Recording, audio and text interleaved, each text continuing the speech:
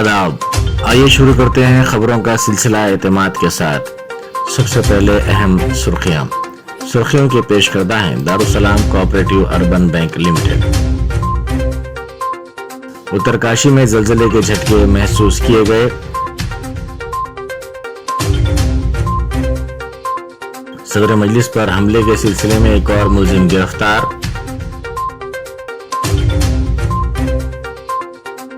IPL में खिलाड़ियों की नीलामी शुरू।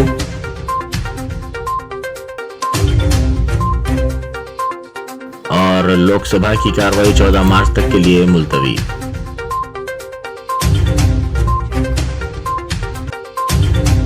अब खबरें तफसील से। खबरों के पेश करदा हैं Owaisi group of hospitals. Uttarkashi के बरकोट में आज सुबह तकरीबन 5:03 पर जलजले के झटके महसूस किए गए। इनकी शिद्दत 4.1 रिकॉर्ड की गई। इत्तलात के मुताबिक जलजले के झटकों से अभी तक किसी किस्म के नुकसान की इत्तला नहीं है। जलजले का मरकज टहरी जिला बताया जाता है।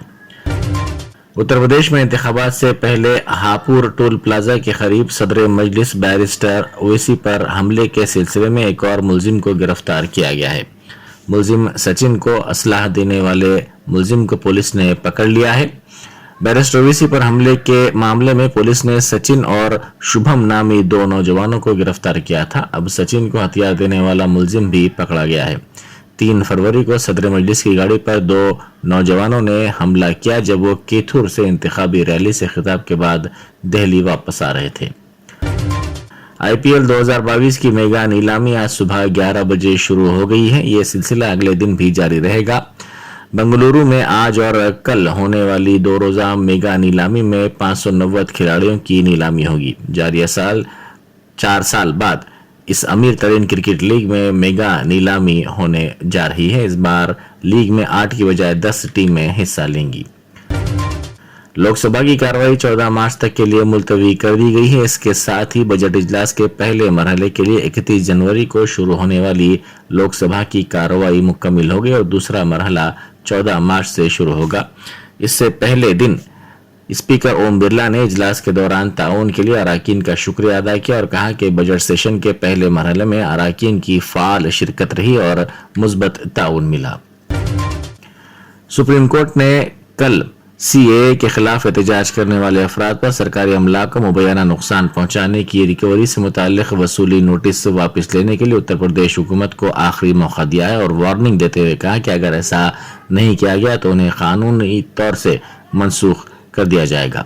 जस्टिस डीवाई चंद्रचूड़ और सूर्यकांत की बेंच ने नोटिस वापस न लेने पर रियासती हुकूमत की सख्त सरजनिश की और कहा कि अगर वो नोटिस वापस नहीं ली गई तो उन्हें मनसूख कर दिया जाएगा। सुप्रीम कोर्ट ने कहा कि दिसंबर 2019 में शुरू की गई कार्रवाई सुप्रीम कोर्ट के जरिए वज़ा करदा कानून के खिलाफ थी। जबरन तब्दीली मजहब के इल्जाम का सामना कर रहे मशहूर इस्लामी स्कॉलर मौलाना मोहम्मद उमर गौतम को फतेहपुर के मुकामी स्कूल में तब्दीली मजहब के ताल्लुक से तकरीर करने के मामले में अदालत ने जमानत पर रिहा करने का हुक्म दिया है। उमर गौतम के खिलाफ यूपीएटीएस के जरिए एक मुकदमा लखनऊ में भी जेर समाअत है, इसलिए वो फिलहाल जेल में ही रहेंगे। मुल्क में कोरोना मामलात में एक मरतबा फिर कमी आई है। गुज़िश्ता 24 घंटों में 50,407 नए मामला सामने आए। वहीं गुज़िश्ता 24 घंटों में कोरोना से 804 अफराद की मौत हुई, जिसके बाद महलूकिन की जुमला तादाद 5,07,981 तक जा पहुंची है। अमरीकी सदर जो बाइडन ने अफगानिस्तान के मुंजमद असासों से मुताल्लिक एग्जीक्यूटिव ऑर्डर पर दस्तखत कर दिए। एग्जीक्यूटिव ऑर्डर के तहत अफगानिस्तान की $7 अरब की मुंजमद रकम जारी की जाएगी। व्हाइट हाउस का कहना है कि $3.5 अरब की रकम अफगानिस्तान में इंसानी इमदाद के लिए इस्तेमाल की जाएगी, जबकि बकिया $3.5 अरब 11 सितंबर के दहशतगर्द हमले के मुतासरीन में तकसीम किए जाएंगे। इस हमले में 3,000 अफराद हलाक हो गए थे। व्हाइट हाउस ने मजीद कहा कि अफगान अवाम की मदद के लिए आइंदा महीनों में ट्रस्ट फंड कायम किया जाएगा। फलस्तीनी हिलाल अहमर ने आज इतला दी है कि मगरबी किनारा के शहर नाबल्स के करीब जुम्मे को इसराइली फौज के साथ झड़प में 160 से ज्यादा फलस्तीनी जख्मी हो गए। हिलाल अहमर ने कहा कि इनमें से 2 अफराद गोलियों से 25 रबर की गोलियां और दीगर आंसू गैस से जख्मी हुए। गुज़िश्ता साल से नाबल्स के जुनूब में वाक़ हेता के इलाके में फलस्तीनी और इसराइली फौज के दरमियान झड़पें होती रही हैं। मीडिया रिपोर्ट्स के मुताबिक इस तसादुम की वजह इस इलाके में एक नई इसराइली बस्ती की तामीर है।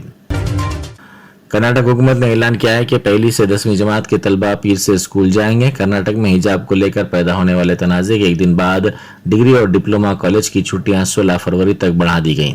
इससे कबल जुमेरात को कॉलेजों और डिग्री कॉलेजों में 14 फरवरी से 10वीं जमात तक के तलबा के लिए दोबारा क्लासेस शुरू करने का फैसला वज़ीर आला बोम्मई की सदारत में हुई मीटिंग में लिया गया था। वज़ीर आला चंद्रशेखर राव ने दूर दराज इलाकों में काम करने वाले सरकारी मुलाजिमीन को स्पेशल अलाउंस देने का ऐलान किया और इस खुसूस में चीफ सेक्रेटरी सोमेश कुमार को ऐलान पर अमल करने की हिदायत दी है। जनगांव जिला कलेक्ट्रेट में अहदेदारों के साथ आला सतही इजलास मुनक़िद करते हुए वज़ीर आला ने मुलाजिमीन के अलॉटमेंट और तबादलों से मुताल्लिक़ जारी जियो 317 के खिलाफ मुख्तलिफ मुलाजिमी तंजीमों और असातिज़ा की जानिब से किए जाने वाले एहतजाज का तस्करा किए बगैर कहा कि अगर मुलाजिमीन के कुछ मसाइल हों तो मिल बैठ कर इन मसाइल को हल किया जा सकता है। दुनिया भर में मजहबी आज़ादी पर नज़र रखने और रिपोर्ट करने वाले अमरीकी हुकूमत के दायरे बराए बैनुल-अक़वामी मजहबी आज़ादी IRF ने कॉलेज कैंपस में मुस्लिम तालिबात के हिजाब पहनने के मुतालबे के बाद पैदा होने वाले तनाज़े के दरमियान कर्नाटक हुकूमत पर तनकीद की। इसका कहना है कि मजहब की आज़ादी में लिबास के इंतखाब की मुकम्मल आज़ादी शामिल है। IRF के सफीर राशिद हुसैन ने कर्नाटक तनाज़ा का जिक्र करते हुए ट्वीट किया कि कर्नाटक के हुक्काम को मजहबी लिबास की इजाज़त का तयन नहीं करना चाहिए। उन्होंने कहा कि स्कूलों में हिजाब पर पाबंदी मजहबी आज़ादी की खिलाफ वर्जी है। तेलंगाना के कोत्तागुड़म जिले के कच्चनपल्ली पुलिस स्टेशन में अचानक बंदूक चल जाने से एक हेड कांस्टेबल हलाक हो गया। मरने वाले की शिनाख्त वरंगल जिले के रहने वाले संतोष के तौर पर की गई है, जो कच्चनपल्ली पुलिस स्टेशन में हेड कांस्टेबल के तौर पर खिदमत अंजाम दे रहा था। स्टेशन में असला की सफाई करने के दौरान गोली चल गई और संतोष बरसर मौका हलाक हो गया। तेलंगाना में 10वीं जमात के सालाना इम्तिहानात का शेड्यूल जारी कर दिया गया है। 11 मई से 10वीं जमात के इम्तिहानात शुरू होंगे और 20 मई को ख़त्म होंगे। सुबह 9:30 से 12:45 तक ये इम्तिहान मुनक़िद किया जाएगा। ये थी एतमाद की खबरें। मज़ीद खबरों के लिए एतमाद की वेबसाइट मुलाहिज़ा की जा सकती है। मुल्क और दुनिया भर की ताज़ा खबरों के लिए एतमाद की यूट्यूब चैनल को सब्सक्राइब करना ना भूलें और बेल बटन दबाने के अलावा शेयर भी करें।